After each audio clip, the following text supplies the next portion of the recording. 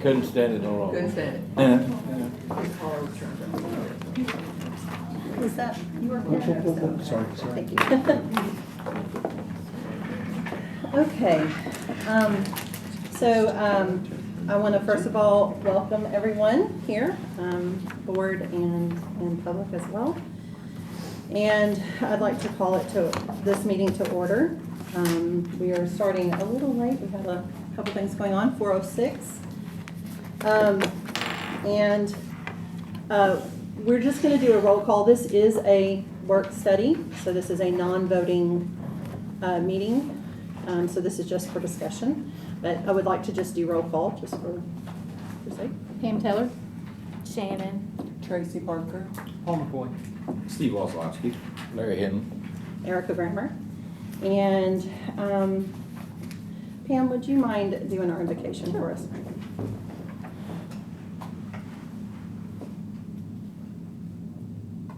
Father God, we come before you this afternoon with grateful hearts, thankful for another day of life.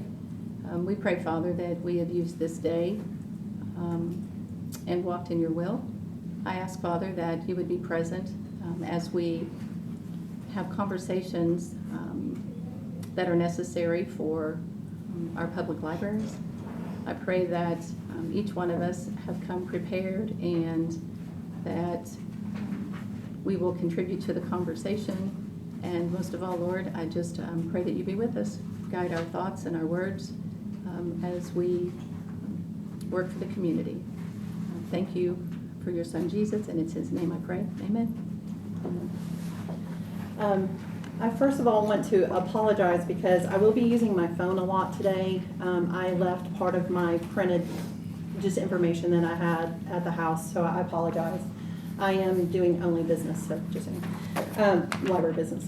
So I really considered whether to do public comment or not today, and the reason is that typically, very commonly, it's only on agenda subjects, and because this is a work study, it is a non-voting situation, but I have really thought about it, and I wanted to.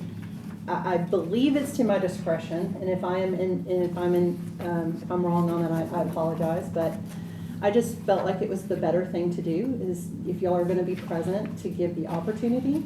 So I am going to limit it to 2 minutes because I do want to let us get to business of just talking through these things. So I do need you to give your name and your address, please. But so number one is Tanya Ray.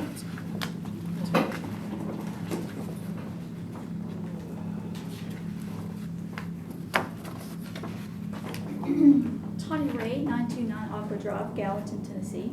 Thank you all for being here and serving. I'm going to keep it really short and sweet. I think books in the libraries that can contain heavy or highly sensitive content should include clear content warning labels so readers will know what they're getting ready to check out before they check them out. I think that would just be a really good thing for our community. Thank you. Thank you. All right, Denise, please tell me how to say the last name. Hyam. I wanted to make sure. So Denise Hyam. Hello, I'm Denise Hyam, 265 Hunters Lane, Hendersonville. I am definitely in favor of removing books that are highly sensitive, especially to our children. I do not think that they need to be in our library, at least not in the children's section. And I just ask that y'all think about our future kids and remove these books. All right, next is Joanna Daniels.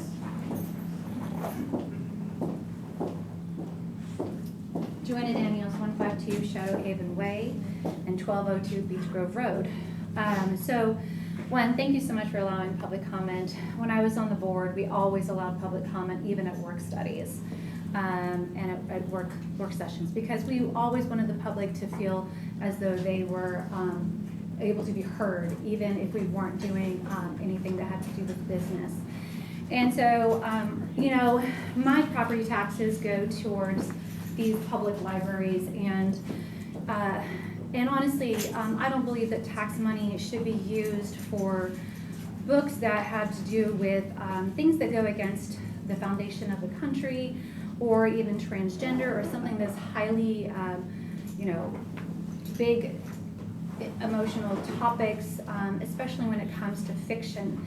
And we don't publicly use our tax dollars to fund movies that deal with this, with any of these subjects. And this isn't a First Amendment thing. This is a tax dollar thing, and our tax dollars are told what we can use it to be taught in public schools. They don't allow half of these conversations in public schools, and so our tax dollars should not be used to fund any of these books. Our tax dollars are being used as slush funds for authors that want to write about these books, and we shouldn't allow them to use public libraries for that purpose. So I hope you guys really do something with these books and get them out of the library. So thank you so much. Okay, Suzanne Thoen. Hi, thank you again for having this, and thank you for spending your time doing all of this. 1424 Carter Rock Springs Drive, Gallatin. You know the zip, it's the same. We are finding, as time goes on, that transgenderism and the whole ideology and the practices that follow suit are changing. They are changing. Young adults are deciding not to have drastic changes in their lives. Younger children realize they grow out of that gender confusion, and the AMA has now said, and these are gender affirming physicians who have said this, that this type of physical surgery, and I know we're not talking about that with books, should not be given to anybody under 19. The books that we have promoting, specifically promoting transgenderism for children and what you call young adults. To me, a young adult is a 21-year-old. A child is still 18, even if they, as teenagers, don't think so. A 15-year-old doesn't think they are a child. So I am very much for the removal of all the material, because the one leads into the other. You are feeding, you're promoting that type of thinking, child, teenager, young adult, and it's all very, very harmful. So that's what I wanted to say. Thank you. All right, Jill Cornelius, is that correct? Very close. Tell me how you say it. Cornelius, yes. Okay. Good evening, Jill Cornelius, 180 Cobbler in Hendersonville. I was not preparing to plan. I thought it was very clear on the agenda that public comment wasn't allowed, so if I am scatterbrained, that's why. I've reviewed the books that are being mentioned. I don't think that there was anything on this list today that even comes close to what a lot of the fear mongers come up here and speak about quite frequently. So I will say, as a taxpayer, as someone who loves to read, knows how safe our libraries are, I cannot wait for the day when you all get to spend your time working on things that are actually going to do great things in our libraries, and start working with our librarians to improve community outreach, get more people with cards, because if there's anything economically that has been studied on libraries, it's for about every $1 that communities spend on their libraries, they get back over threefold. It's a great use of investment. It impacts so many people in so many different socioeconomic classes, and that is super exciting to me, to know how much we can do. And we have great librarians that have the skill set and have the passion to want to prioritize those, instead of us coming back for every single meeting, hearing false facts that books make you want to chop off your genitals. I'm sorry. It is so ridiculous. It almost seems like it's a clown show at this point. So I'm very sorry that we're continuously having to spend so much of our community's time on these type of conversations. I very much enjoyed the last meeting and seeing how this board composition interacted so differently. Thank you for that. It was a breath of fresh air, and I'm really excited about moving forward as a community and not dividing us anymore by continuing to allow this kind of conversation. So thank you. That was perfect. Now I can't find it this time. Sorry. Okay. And then Jesse McKinney. Okay, I'm gonna be short as well, hopefully. I say that as a teacher who gets in front of a class and oftentimes it's not so short. But I wanna focus on what's on the agenda, which is, oh, sorry, Jesse McKinney, Waterview Drive, Hendersonville. I'm gonna focus on the agenda, which is the books that were reviewed for age appropriateness. And I sent an email, and I want to reiterate this, that you have hired library directors based on their expertise, their education, their knowledge of library policies and procedures, and they know their libraries. And I just ask that in this age appropriateness review, that you would defer to these directors as the experts and the managers and directors of those libraries. I would hate to see where we need to micromanage and litigate every single title at the board level. You have hired these people, let them do their jobs. If a library director believes that a book has been misshelved and it is not age appropriate, then they should be empowered to move that book to the appropriate place. It does not need board action. Similarly, if any patron already goes into the library and says, this book is inappropriate, I want to challenge this book, there is a process in place for that. So let's follow that process. I don't understand why we need to make things more complicated. You were asked to review your library collections for age appropriateness, and now you have done that. We saw that some libraries reported to the Secretary of State, we reviewed our titles, nothing is age inappropriate, everything is shelved correctly, no action is needed. And the secretary has said in media interviews that that is fine. That is all that he wanted done, is that there is a review done just to make sure that law is being followed. So if that's the case, then I would hope that no books need to be removed. And the second thing I'll say is that some conversation has happened around a special section for books that might be sensitive or hot topics or heavy or whatever, and I wouldn't discourage that. We have a very wide variety of people in our communities. We have different values, we have different morals, we have different standards, we have different religions, and we're not all gonna agree what's heavy, what's sensitive, what's divisive. And so for one person to make that judgment for another parent and to move that in, I don't think is appropriate. That takes my rights away as a parent, that I have to then go to a special section that says, you have determined that it's inappropriate, you know what I mean? All right, next is Sonnet Pentecost.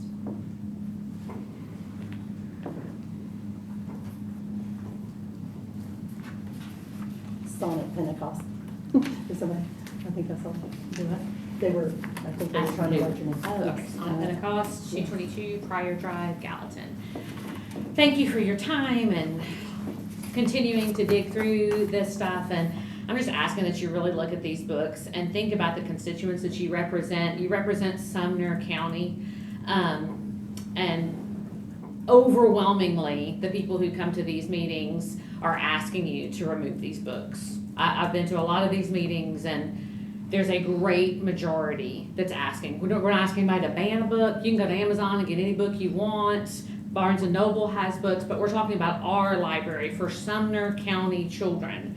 We're asking you to remove these books. That yes, things are highly suggestive to children. Do we give 16-year-olds alcohol? We don't. There's a reason. Their brains can't make correct decisions on, I guess, if one glass is enough or whatever. I don't know. We have rules for children, and we want to call them young adults. They're children, okay? They can't quit school, they can't drive a car unless you sign saying that you're financially responsible for them. They're still children, and I don't think these things need to be pushed as the new cool thing. I'm not saying everybody's gonna run off and chop off body parts, but we begin to question things, and there's just questions that don't need to be asked. Okay, I mean, it's really simple. This is a pretty new thing. We don't have to have lots of books in our libraries about this. And just because one person thinks this is okay because of their ideologies doesn't mean Sumner County as a whole thinks that's okay. We have an executive order saying don't spend any tax dollars on transgender items. Boom. Don't spend any tax dollars on these items. We don't want these books in our library. And again, I've been to lots of meetings. I feel like I'm speaking for the vast majority of Sumner County when I say these things. Thank you so much. And then Jack Elston. Thank you. I also did not come prepared with written remarks, but certainly can make some remarks here. First of all, I would encourage, yes, let's do follow the rules. Excuse me, name and address. Oh, I apologize. Jack Elston, 1096 Kennesaw Boulevard, Gallatin. And I would say, yes, let's indeed follow the rules. We've got the Constitution. We've got the Tennessee Constitution. I think we ought to follow those rules in terms of not banning viewpoint discrimination, or not allowing viewpoint discrimination. The Tennessee Constitution says very clearly, no man shall impose their conscience on another man. So let's follow that, okay? As far as the medical issue, I wanted to address that. No, the AMA has not advised against transgender affirming care for children under 10. What they've recently commented on is surgical interventions for minors, but not social transition, puberty blockers, or other forms of gender affirming care that may apply to younger children. It supports evidence-based gender affirming care. It believes surgical interventions in minors should generally be deferred to adulthood because evidence is limited. So let's be careful in claiming what the AMA says and what the AMA does not say. And finally, we talked about the constitutionality, we talked about the medical aspect. Last time I talked about the biblical aspect, and I'm surprised people have not quoted the Bible here, okay? But I would say that many in Sumner County are Christians, okay?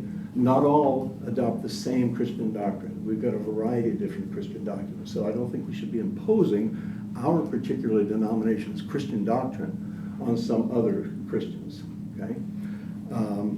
Specifically in terms of transgender, a lot of people say, transgender is not even discussed in the Bible. The word does not appear in the Bible. It certainly doesn't appear in the Bible, but an aspect of transgender does appear, and that is the eunuch. Okay, and we know what the Bible says about eunuchs. Okay, Isaiah says very clearly, he says, what of, excuse me a second.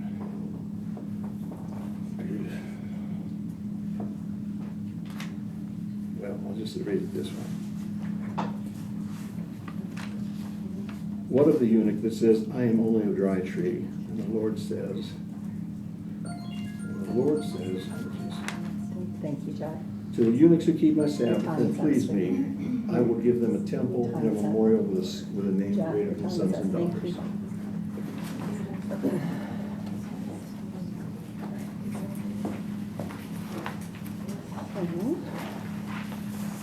Thank you to all of you who spoke. I appreciate it's hard to come up here, and I know that with all of you, no one knew what I was going to choose because I didn't know what I was going to choose until I walked in the room. So nobody had any kind of thing. I appreciate, I know it probably felt a lot more scattered because it wasn't able to be thought through as well, but I appreciate you sharing. Thank you. Okay. So that brings us to our subject at hand. It's just a work study. There's no vote here. This is just on the topic. We're going to have discussion of the book list that was compiled from library directors pertaining to what Secretary of State Trey Hargett sent to them in a letter. So this was the list, just a compiled list of what each had come up with. I know that we put this work study together so that we would have time to go into the locations or even online and look up these books. I don't know if you've had the chance to go and look at the books or look them up. I have gotten to look through 95% of them, and so the discussion is open to discuss whatever you'd like to about the books. this was something that was requested by some of our board members. This was not fully requested by me, so. But whoever was wanting to discuss this list, if you have thoughts on the books, does anybody have openers? I mean, it was just presented, I think, by Paul, but whoever would like to start the discussion. I would first like to kind of clarify work study rules. Are Robert's rules suspended during a work study? And is it all just talking? Is it raising hands? I've never been in a work study. Yeah, so I mean, it is more casual. There is still a bit of order to it, but it is, you know, it's to be civil and conversational, and There's no motions, no votes. There's no motions, no votes. It'll be talking. And this then is it adjournment. and then adjournment, so yes. We don't have It's just our to conversation. suspend any rules to talk to the library directors. Yeah, that's a great question too. Yeah. Can we ask library directors that get them involved and all that? Eric, or Jeremy? My understanding is that roundtable is meant for our, I mean, like the work study is for us to discuss. I mean, I think we could come into an agreement of having that, that it would be an agreement of our table.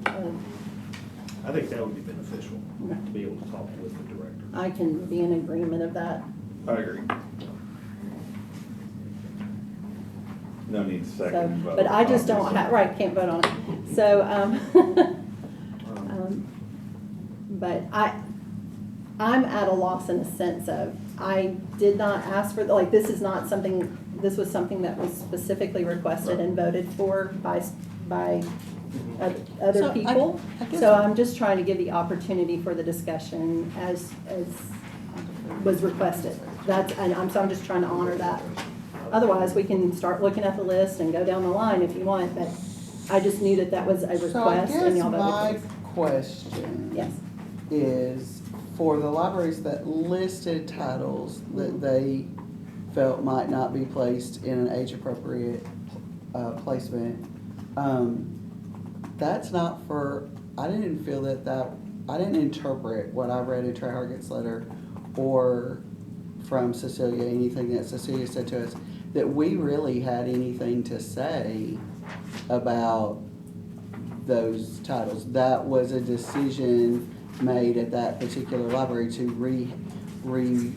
house them in a different location, or weed them if they saw, I mean, because if some of those books aren't being circulated and they haven't, but to me, the regular weeding thing should apply.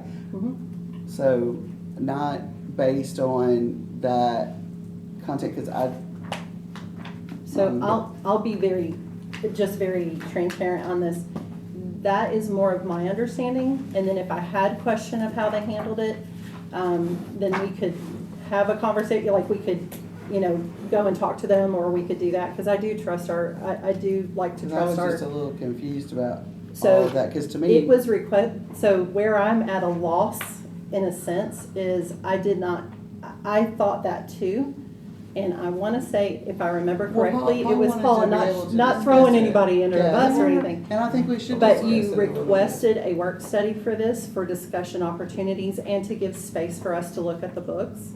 But for me, last month, I would have been, thank you for your report, what are you planning on doing with that? And then gone on from there, because I feel like they have fulfilled, other than figuring out what they are going to do in their libraries at this moment, I felt like they had fulfilled what they were requested to do as far as that letter was concerned. So for me, I'm just trying to create an opportunity for a discussion. But there are as was books on that requested. list that don't have any characters that are Mhm. in violation. I mean, I have read 95% of the books on that Yeah. list, and I do not find them objectionable at all, and I'll argue that with anybody, whether you agree with me or not, that's okay, that's your opinion. And I think there's a few things going on with this list. Like, I don't think it's just one category. I think there's Yeah, multiple I was things gonna going on. say, to me, that list So, was 'cause I much understand what you're broader saying. than what Trey Hargett was, I thought, trying to pinpoint in compliance with what he thought the executive order said. Well, that's one of the questions I had. One of the reasons I wanted the work study to clarify specifically why I wanted it was because we got those lists about 2 or 3 days before the board meeting, or at least I saw them 2 or 3 days before the board meeting. I hadn't had a chance to look through all of them, and I wanted that time to be able to see. And I have, like you, I've looked at 90 to 95% of these. My question, and I've been operating under this assumption, but there are a lot of books here, like looking at the lab, like talking about illness, deployment, incarceration, divorce. I'm assuming that those were chosen as potential books for a resource section like we talked about at one point. Is that correct? I think that was. I think he's addressing that too, Yeah, I because think so. that's off your list. Yes. In the phone call that you were on, and I was on, Yes. we were asked to provide what we considered heavy topics, Yes. such as This is a call living with with the state divorce. library. With Jamie Yeah, Ritter. Jamie Okay, Ritter. yes. And he gave examples such as, living with a stepdad or a stepmother, having a father or a mother deployed. Yeah. And all we did, my team, was pull those types of topics, not necessarily to put in a resource center, but we did pull those topics for you all, because that's what we were asked to do. Okay. And we can put them in a parental resources collection, or leave them as is. You just Okay. tell us what to do. Okay. And I would answer that with, I think that is a decision that you would make at your I agree. library if you thought I that agree. was which was the better placement. Yes. What I took away from what Trey Hargett said was not so much that he was asking you to flag those materials. He was giving those as other examples of books that might be included on a parent resource shelf, because a parent resource shelf should not be isolated to any one particular topic. It's, in my perception, it's books that would help me explain a situation that has occurred to my child, or to help me process that, to be able to talk with them. We might not even read that book together, but to help me kind of get in touch with my inner child and how they might perceive what's going on. So, I could give you an example. My brother died by suicide. I may not necessarily, my son was 6 at the time. I may have wanted, I would want him to go to the library and pull a book on suicide without speaking to me first. But we do have measures in place at the libraries where we have forms, waivers, for parents to sign on, if they want their child to look at something on suicide. but wouldn't that all go back to the parent looking at what the child was checking out before they got to the checkout desk? I mean, when I sat in all those school board meetings in the past, the conversation was repeatedly, well, this book shouldn't be in the school library because there's not a parent there to help that child with selection process. But at the public library, the parent should be present and is completely, even more completely in charge of their child's book selection than they are even with me at a school. Even though a parent can email me and say, hey, Ms. Parker, my kid is not to check out. And I will assure them they're not getting it from Yeah, me. we have that in place, and we also have signage everywhere, with anyone under 18. So to me, the idea of the parent resource shelf is how helpful do you think that will be to your patrons? And also, that is something that should be easily accessible for your adults without them having to ask the librarian. I don't want it behind the library. It should be just in an area where parents could easily access it and not have to ask a bunch of questions and all the things to anybody. So it should be a browsable, easily available. Try to determine what was a heavy topic, because with suicide, I think everyone should be aware of it, in my opinion, regardless of age. But also, when my son was 6, I wasn't ready to talk about it either with him. So I struggle with this, with these types of heavy topics. I don't know what my counterparts, how they do this, but all we did was pull the heavy topics together for you. They could go back on the shelf, or they could go in a parental collection. And again, and speaking for Tracy Barker, I think that is a decision that should be handled in your building with your community. You and your employees know your community, and so how that shelf looks with you may look a little different than Gabby's or Emily's or Amy's or whatever, because your makeup of people is different. Westmoreland is a very different city than Hendersonville or Gallatin. It just is. People are people, but it is a different makeup of people. So, to me, that's where the expertise of the librarian comes in, because you know your collection and you know your community. So, and I would hope that you don't feel under the pressure of, oh, I made the wrong decision and I put that book on the shelf and I shouldn't have, or I didn't put that book on the shelf and I shouldn't have. I don't think so. If you had someone come up and have a conversation with you about a book that they found in the general everybody books or whatever, and they were like, I don't really know if this is the best place for this, I think so, then revisit that and see. But I would hope that you don't feel a lot of microscoping or whatever going on, because I don't feel that way. Okay, because I that would not be my approach anyway. So, I want to say, I have a lot of agreement. I have a lot of agreement to that. I did want to say, and I'm going to be vulnerable for one moment, and it is personal, but I want to say this of understanding.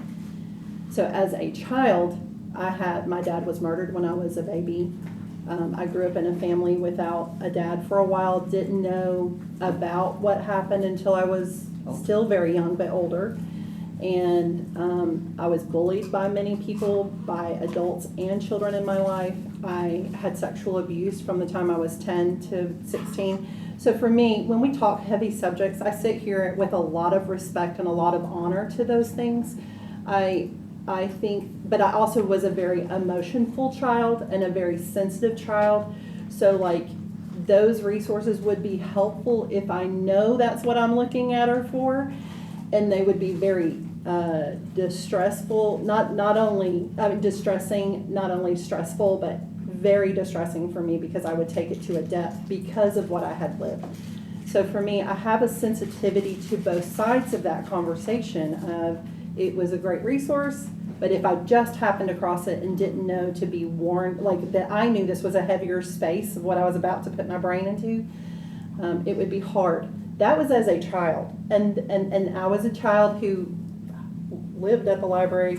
I hung out there all the time, and I used it all the time.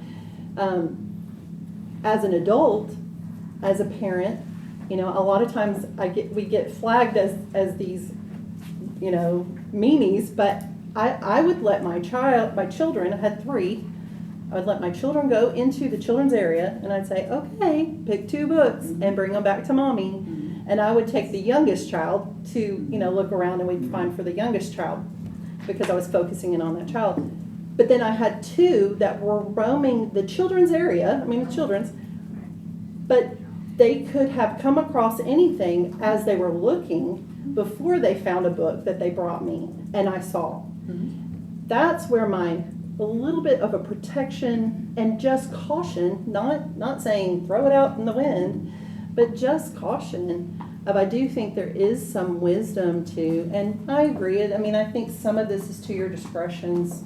I trust a lot of your judgment on a lot of these things. I think that the books that were pulled were very, especially on the deeper subject things, were, I didn't see anything wrong with the books. I thought they were actually great books, some of them fantastic books. But I think that just a child coming across some of those might not be the way for that to be introduced to a child.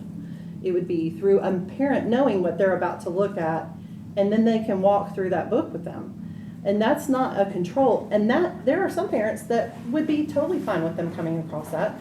But we do also have to consider the parents who are more cautious with that. And so that's where, when I, you know, like when I'm hearing these subjects and these conversations, it's not to control the masses, it's to have caution or consideration to different parenting styles. I mean, we had lots of people that stood here and they say this variety, that variety includes a lot of different aspects. That's people who are very religious, people who are not. There's respect, but they have to be considered. And so, like, and all the gamut of all those words that I could put out there. But, you know, I think it is okay to consider a parental area without that being taking freedom away. I don't think that's taking freedom away. I think that's just giving a little caution so that parents have an option. They could let the children go to the parental area and get the book, but you know, it's about just having some caution to some of that. That's my thoughts. Is this all theoretical or does this exist? Do you guys have parent resource shelves where you can pull and choose books? And like, that's a yes, you have, and if you don't like a book, It's you in can the put children's it area. in the children's But area. it's just a upper shelf. But it's just a shelf. Yeah. A kid can still check it out. It's just a shelf. Yeah, And you guys have full discretion to do that? I mean, each library does it differently. yeah. Yeah. So like, I have one in my library, it's been there since the library opened.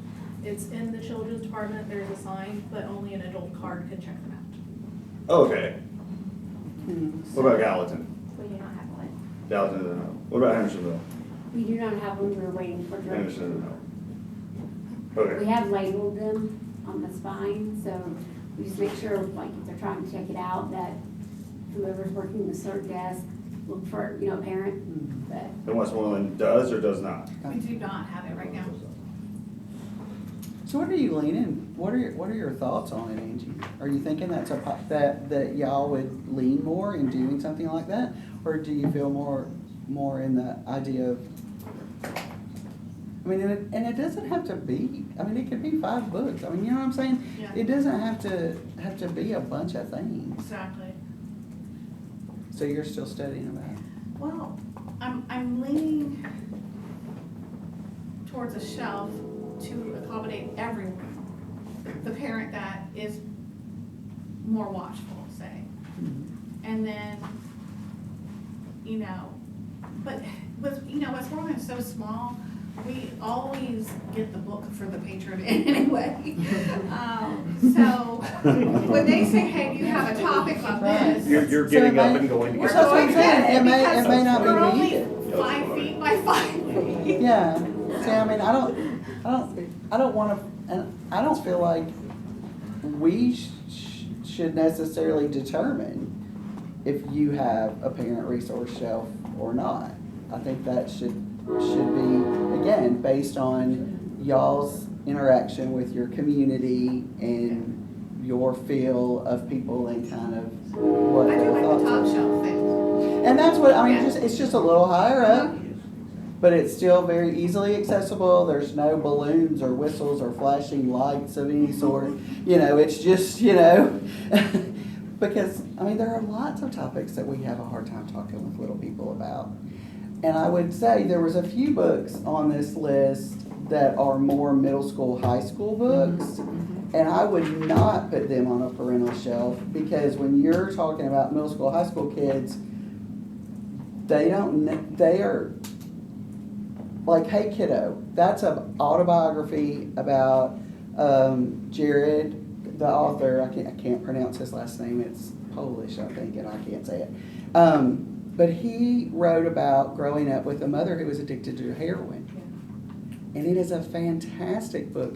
And it speaks to, unfortunately, to so many of our children who are growing up with parents who have addictions to any variety of things. And it makes, books are mirrors and windows. They help me to see myself and understand my experiences, in addition to helping me understand how other people have had different experiences than me.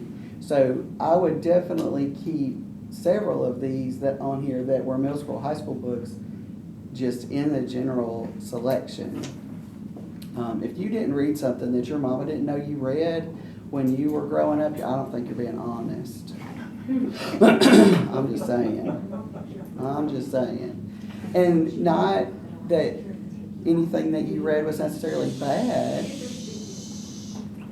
But I'm just saying, we are curious about things. People in that age group are. I'm sorry. Can we please have quiet across the board? But I mean, they are very much trying to figure themselves out.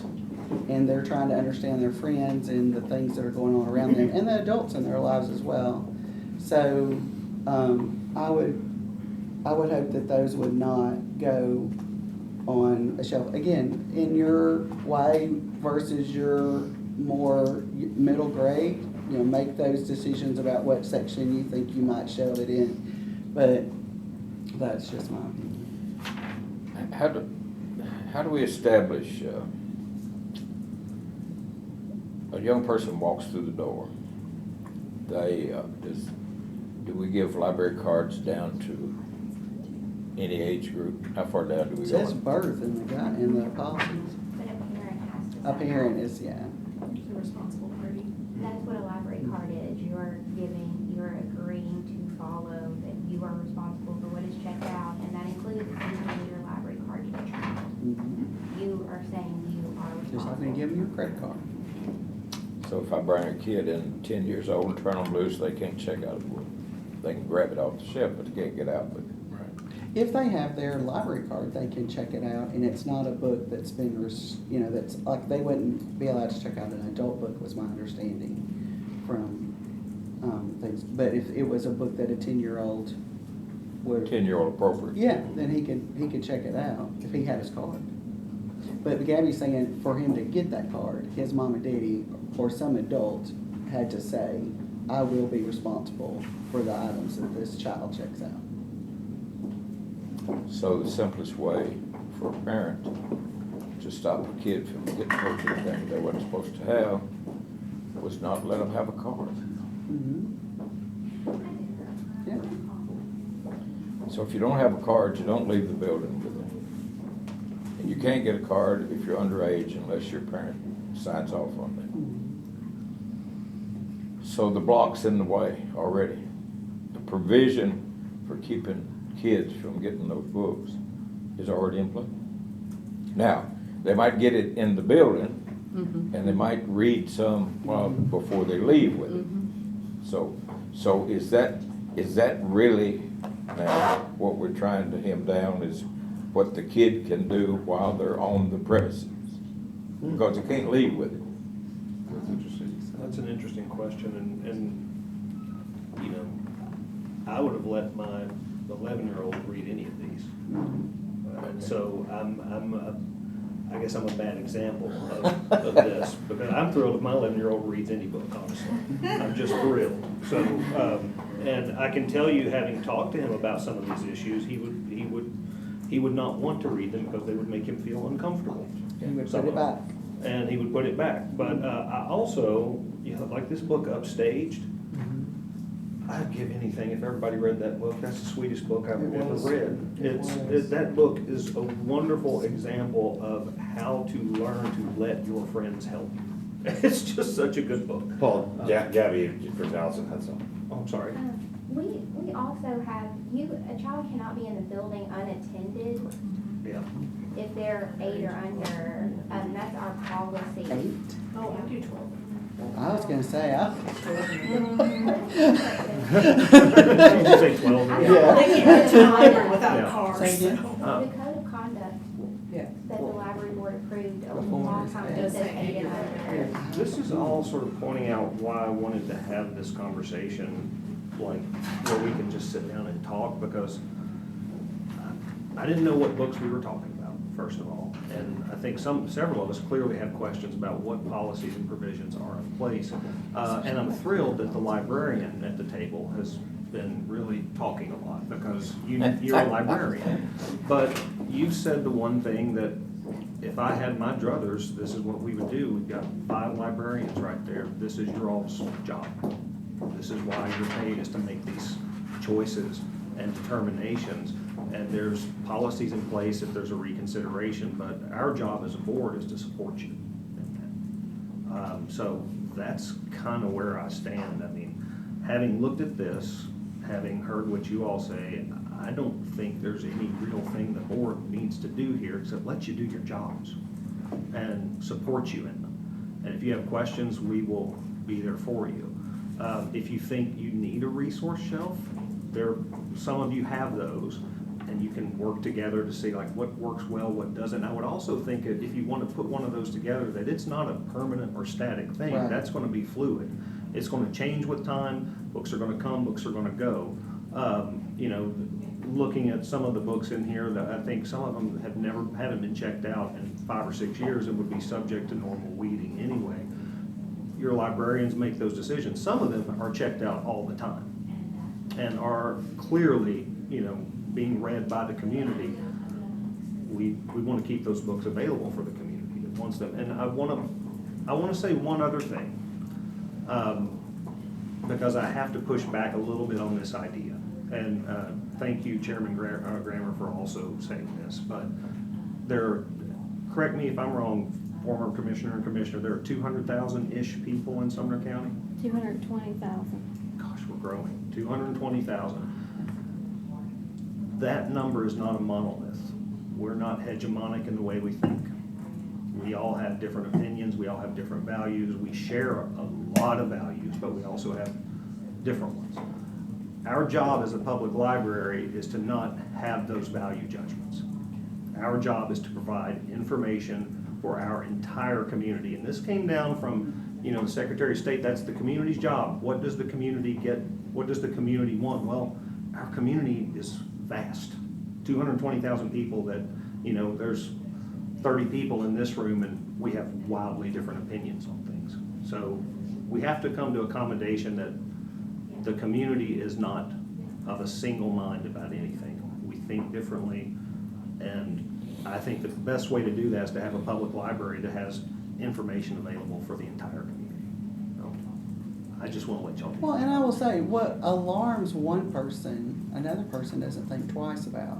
So I think we have to be careful in thinking that we are, I don't want to use the word policing, but, you know, I mean, that we're trying to help people, you know, but what I'm saying is, my daughter has lived up north for a while when her husband was in school, and I was always just floored being around out of public with the language and some of that they didn't think anything about, and I was just my southern self going, we're in the grocery store. I don't think we need to be letting that fly. Nothing's happening that's worthy of that. You know, so I think again, what one person is alarmed by is not a thing at all for someone else. And so to me, when I think of the parental resource shelf, I think of some of the topics that we talked about, and some of these books go into a lot of effort to explain certain things. So I think in some cases they aren't really necessarily aimed at the child so much as they are a parent to start with. For adults, yeah, they're tools for adults. So, but I don't think that we need to, I don't know, I just don't think we need to get too carried away at all. So, and like I said, I hope that if any of these titles are weeded in your library, that they are weeded under your normal weeding practices and not based on a personal judgment. And I can tell you, as a librarian of 27 years, that is hard sometimes. That is hard sometimes. But, you know. Well, let me say this, and probably like a lot of other stuff I say. From a perspective, I'll talk about grandkids. My kids can read anything they want to, and my grandkids, so I better jump another, my great-grandson. There's things that I would not have him exposed to. Yeah, everything in its... Yes. Mhm, I Now, agree. if a system is in place that his mother, which is my granddaughter, knew how to go through this process, that he would not be accidentally exposed to stuff that nobody would want him exposed to, I could be comfortable with that.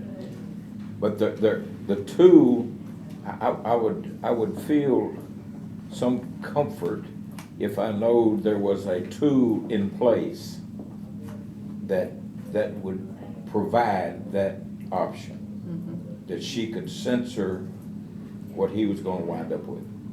Well, isn't that what she's doing when she's looking through it before he checks it out? Well, But he yes. has access to it My when she's children, I was distracted with sitting right something next else. to them if we were in the public library. Okay. We Well, were, but especially when they were little like that.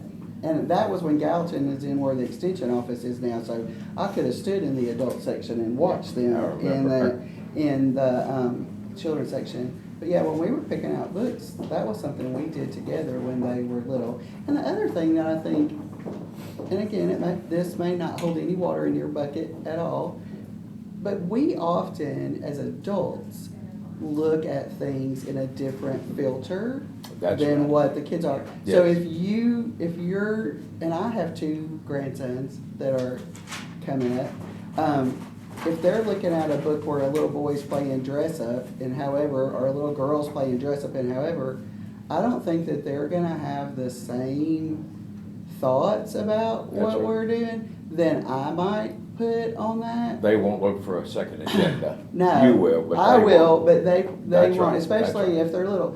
And so, and they can't read, quite frankly. Yeah, So I can go about that however I choose. well, And we can put that book back and we don't have to visit that book again if that was one that I thought, oh, I'm not real comfortable I would- with I that would. as a grown-up. I wanna be able to say, would like to be able to say, that you don't have to fret about that. There is a criteria in place that will protect your 8-year-old if you take them to the library. Now, they can't get out of there without a book because they can't check it out. So, now, what age does that start and stop? My understanding from the bylaws was they could renew their card without a parent at 16? Okay.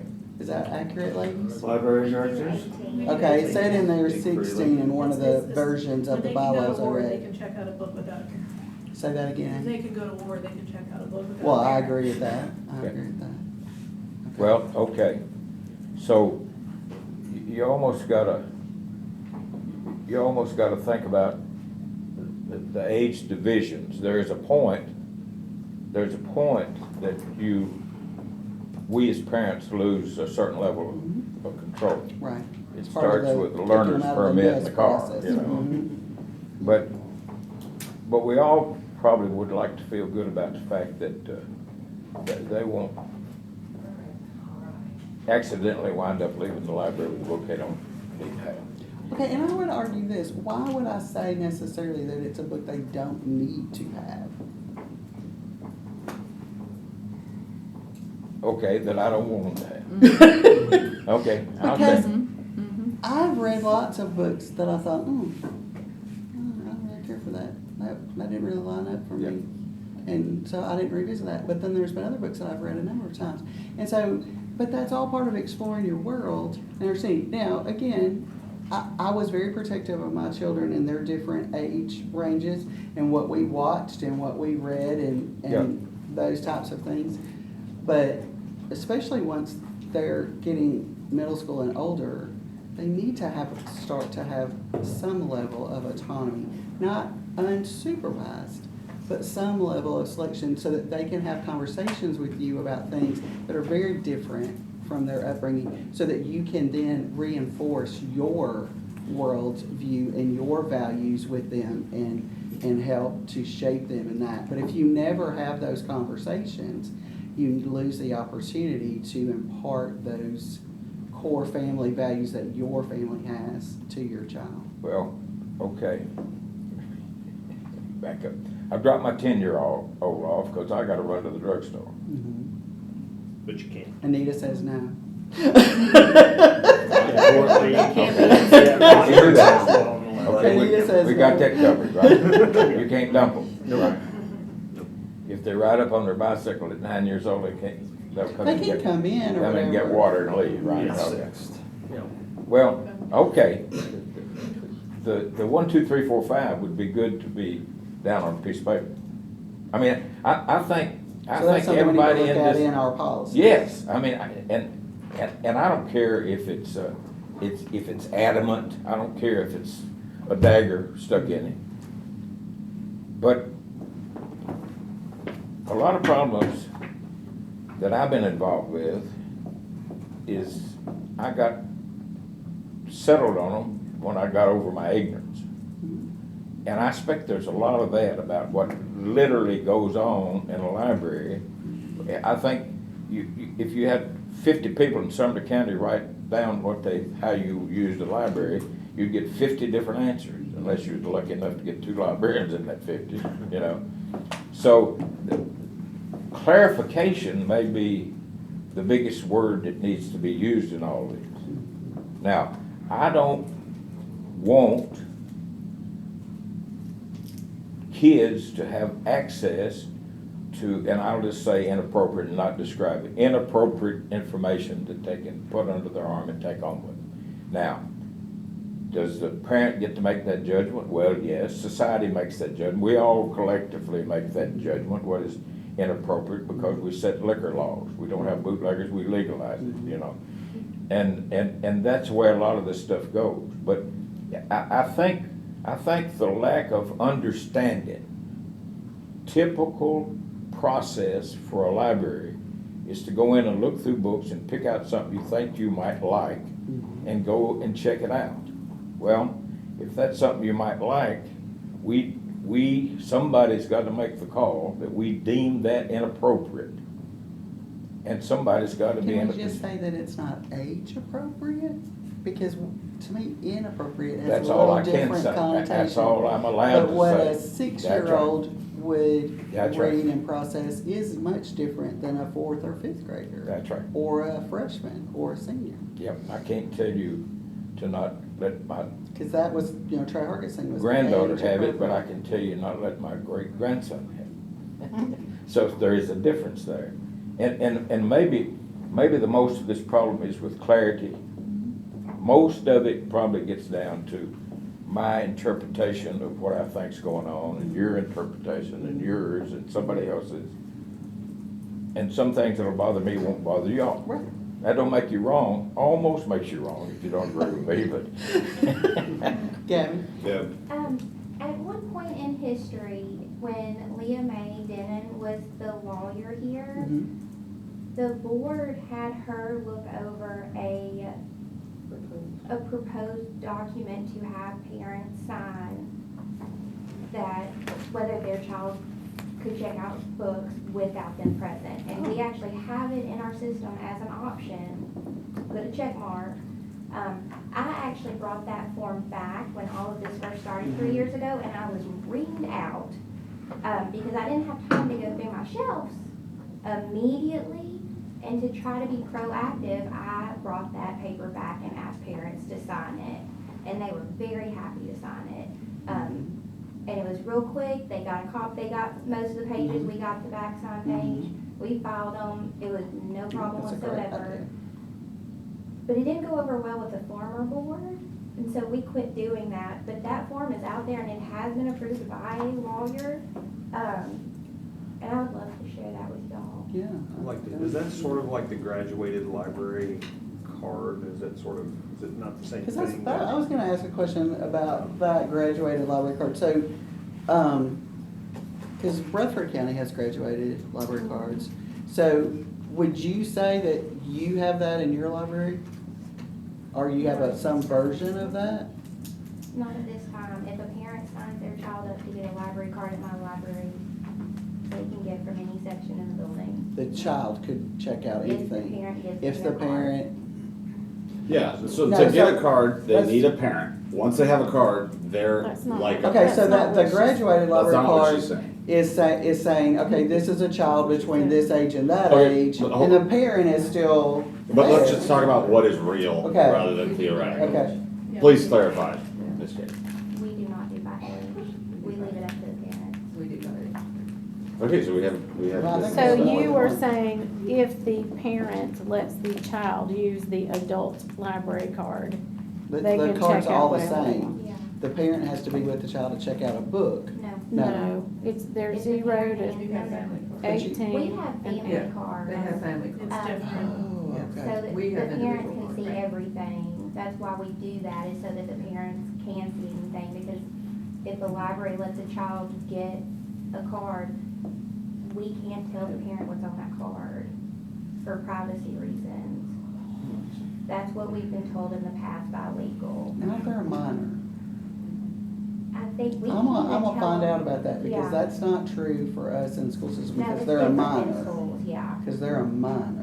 But the parents signed up for it and gave, that is their written consent. That makes the sense. parent- And- It's just what we were told by legal. I just followed. So what there- I- I mean, that There's sounds standard. When I So was that- 10 years old, 12 years old, it's a library. Everything's in the library. We have never had a single complaint by people who actually use the library that their child got access to anything.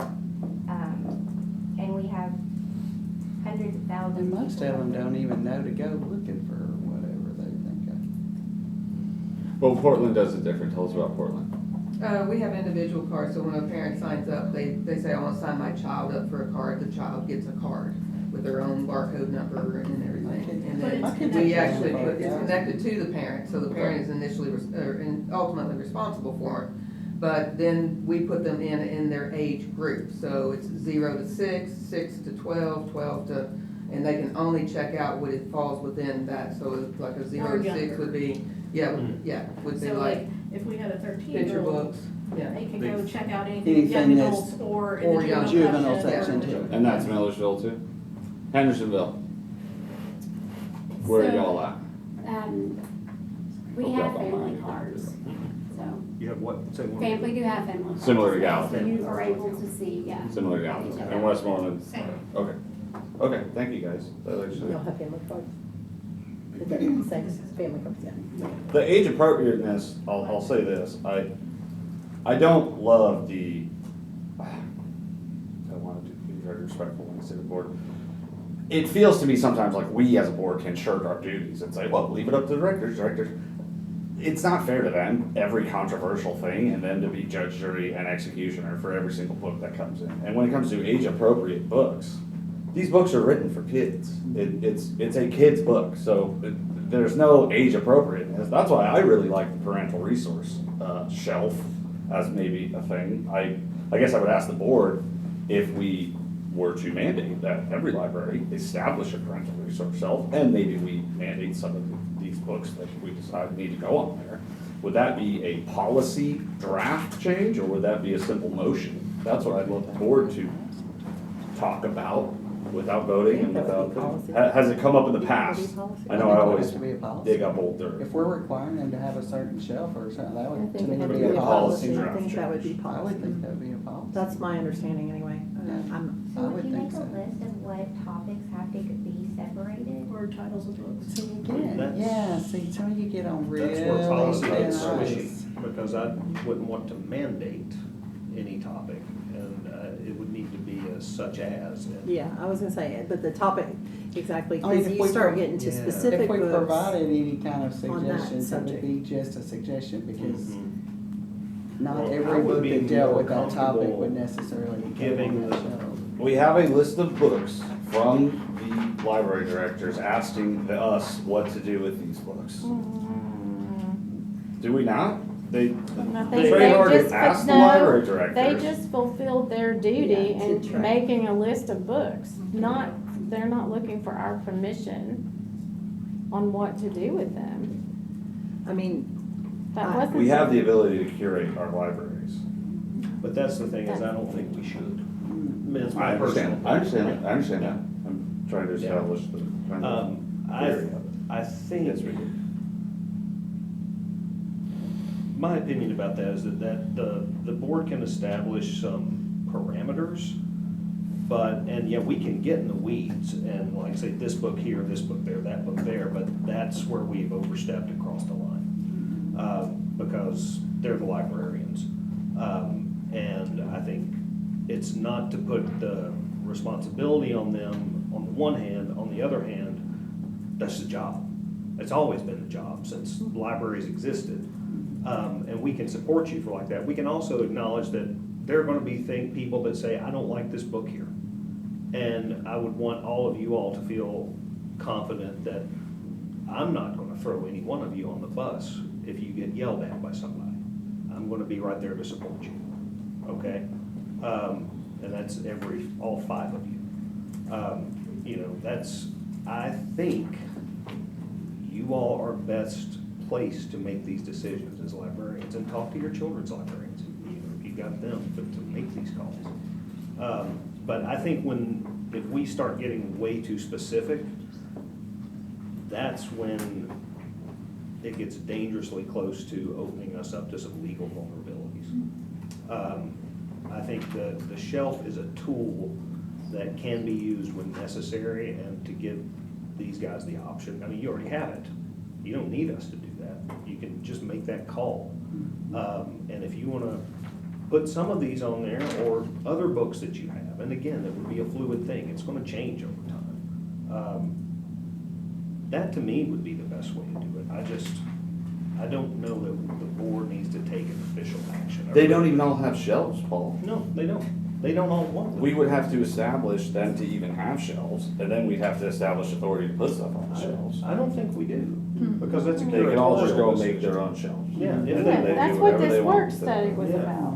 Yeah, that's what I think. I don't think they have. I Sharing think it's ideas, shirking things like our, in not mandating it and in not giving more guidance around it. I think it's shirking our duties.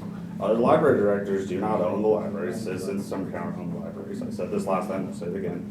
The commission has put us in charge to guide governance of those libraries. And I think not taking those steps this is why you've had your battles on this. Not taking those steps, I think, would be shirking our duties. And I think that's something I'm gonna look But at. if maybe those before libraries this. have never had a resource shelf or been compelled to see a need for We are in a unprecedented resource times. shelf.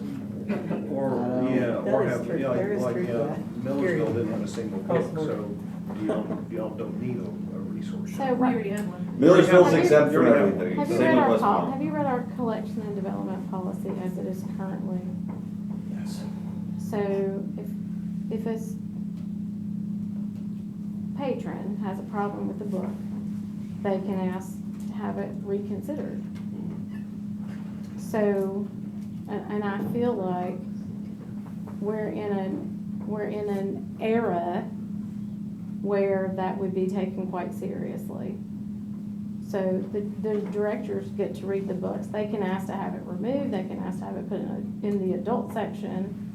Because we're talking about protecting children here, not adults. I agree. So I think and with books, what is your parameter for weeding? 3 to 5 years? 3 to 5 years, but it's also based on topic, checkout, publication date, if it's a hardback versus a paperback, the condition. If I know that there's like going to be a Netflix show about it, I'm gonna keep it because it's gonna become popular and I don't want to rebuy it. And so weeding is a very long, arduous, precise process that takes me weeks before I get to even start pulling books to look at them. So I just think there are ways to do that in place already. I see your point. I don't want to. Yeah. I don't want to dismiss what you said. I see where you're coming from. I think I see it a little differently. Like our role as a board is like in terms of more broad oversight. And when we start like pulling specific titles, that to me is going too far. That's a programmatic thing. Like, that's what we hire them to do. And we support their decisions and help them through that. And if this is also, I would say, I don't know that this is gonna work. I'll just say, I don't know if it will. What does that mean? That, we could try this and it doesn't work. Like people still are, there's a new issue or Right. something else that happens and it's like, this just does not work. I have no idea. So I would say this is a work in progress, and this would be my first step, because I like to proceed cautiously. I would like to try this, see what happens. And then before having to try to, I think trying to create policy before trying this way to like let you guys be librarians and curate this stuff the way you feel. Like we've told you the parameters. If you need a shelf, you can do a shelf. You've already done it. Some of you have. If you want to put some different books on here, there's, some of these are examples, but they're not necessarily the only ones you're going to find, and they won't all necessarily go there. I would fully expect a bunch of these books are going to stay exactly on the shelf where they are right now.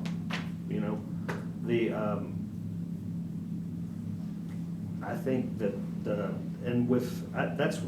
I think that's really all that needs to happen right now. That's what I would do. I'd like to give Angie. Angie's Oh, been raising sure. her hand. I'm sorry. I was waiting on you first. No, I wanted to, as because being new to the position, Red River Region gives us a lot of guidance.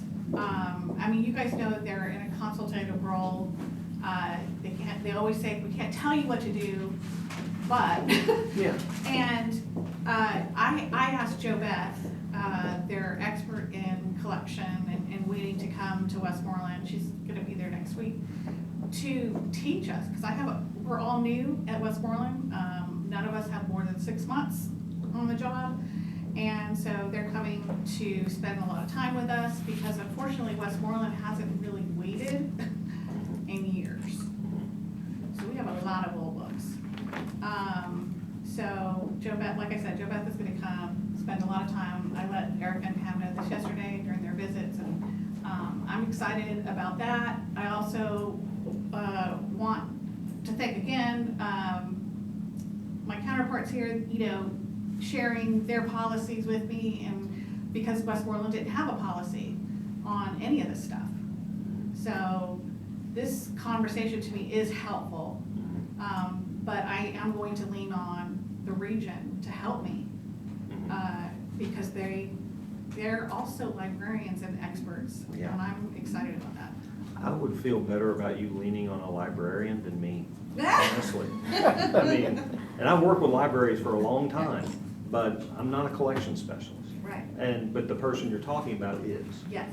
And I think that's the way this is supposed And to each work. of your collections are curated for the people in your community, so they're not gonna look exactly the same, and they shouldn't look exactly the same. Because what one book, Emily, person who purchases for her goes, oh, we're going to get 5 or 6 of these. Y'all might only get one, and it might get checked out occasionally, where her books stay checked out all the time. So that's part of why I really think that is something that lives in your house, because you are curating your collection for your community.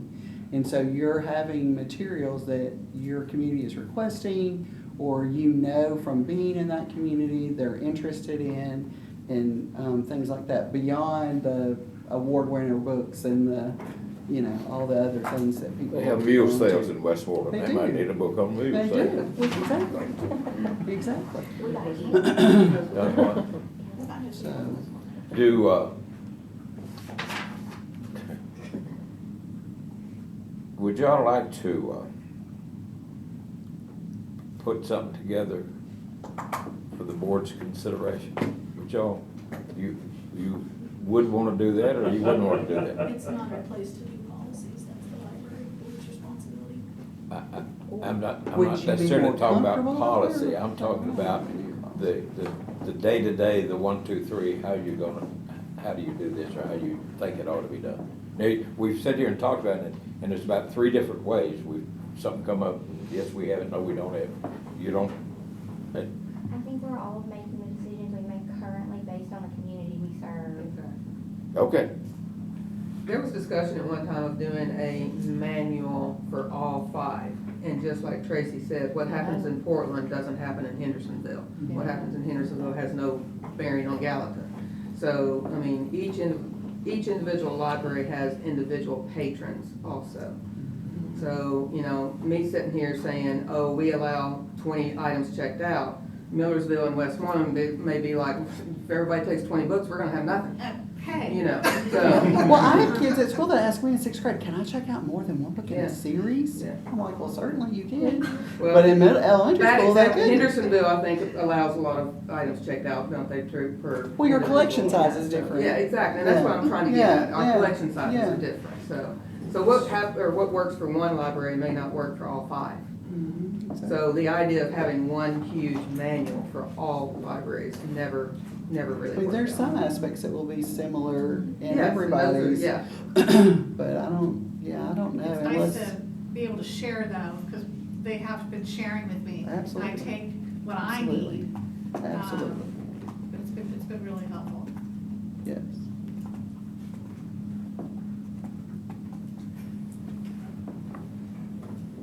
I guess what I was talking about was like a day-to-day operations Mhm. manual. Right. That, like I said, we're kind of like different little nuances for Yeah. each library. That's Yeah. 5 different organizations, 5 different manuals. Yeah. Absolutely. That's Because you have different size staffs. Exactly. So you have different responsibilities based on the size of your staff. But now- People wear more hats or different hats based on. If you're talking about, you know, what age can a child be in a library on their own, yes. Yes, that apply should to come, all of yes, us. yes, that Yes. should apply to all. Is that written down somewhere countywide? Well, It's in our policy. It's in the Yeah, policy. unattended children's So- policy, yeah. So that's a question I have. I have, in what I found from a couple different folks, provided for me policy, bless you, additions of different policy things, but there are gaps in it. So there's like some stuff in the table of contents that there's no copy of that particular policy in here. And I have several things that just say draft, they don't have a finality to it. So I really think if we're gonna baseline look at things, we need to all have the same thing. I mean, where is that golden ticket? So the bylaws and policy committee was really working in on that because what we found, and I happen to be on it for, I think, the 2.5 years I've been on. But we found that there are multiple drafts or big versions of, or when there was the system and when there's so there was like this many people putting hands to, but a lot of times not getting to completed form or past the draft form. So we were really trying to streamline through that and getting a lot of that stuff cleaned up or made fresh or, whatever, so that it could be fit. And it kind of is at a halt right now because we don't have committees that are getting to zone in on that. But, I mean, that is something that's been Well, we could a use some- desire and want to, Our study trying to take sessions to one, do that. it's like, we were getting those things. So where are those? Right now, I mean, the way I have them are like as they were brought through. So do you have them to like as a different- digital version, or do you I have mean, only they're a in the printed? supplemental, like I have them from the supplemental information from meetings. That's how I've had them. But there's not like a as- central folder or. But there should be Google folder that has, like, somewhere Here's the current that policies.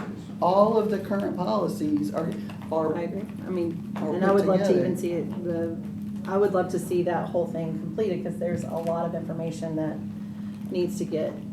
So that would be a great study session for us as a board, maybe in April.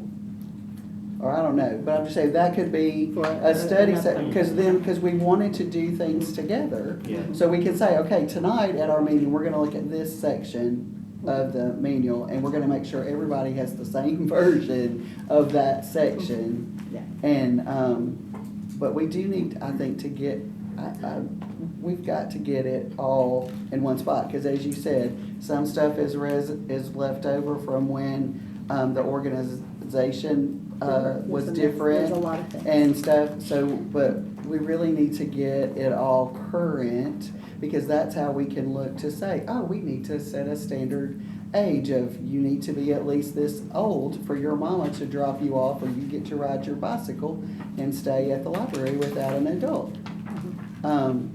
Those kind, so that we can put some of that stuff on the same page.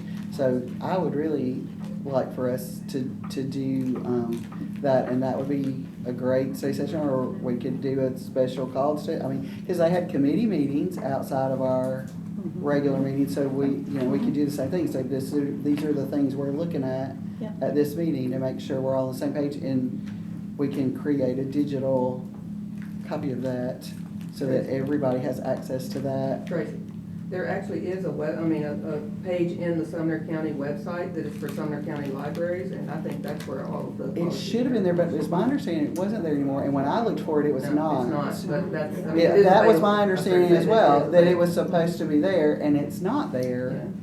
And I just feel like, as a citizen, I should be able to click on that and see, what does the library board policy say about X, Y, or Z? And so I really feel like, not in shirking our duties, that to me is a much more important thing for us to get on the same page, because I think this, your mama should handle. So that sounds like a great need and something to have in our foresight for sure. I appreciate and agree.